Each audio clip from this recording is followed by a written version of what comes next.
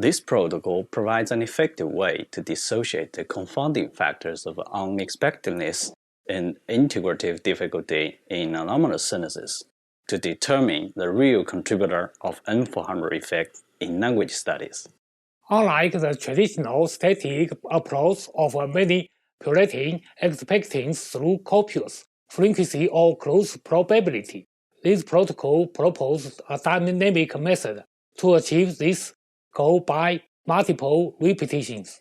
With this protocol, we can also examine how other ERP components, such as P600, may respond to multiple repetitions.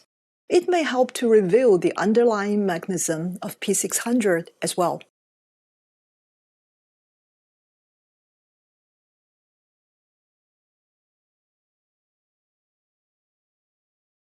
Begin by escorting the patient to the testing room and have them sit comfortably in a chair.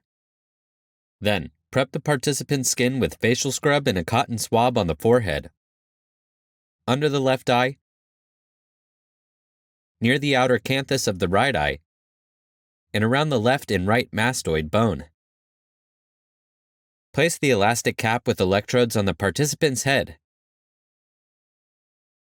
Ensure that the CZ electrode on the cap is located at the vertex of the head and the cap has a left-right symmetry with midline electrodes placed over the midline of the head.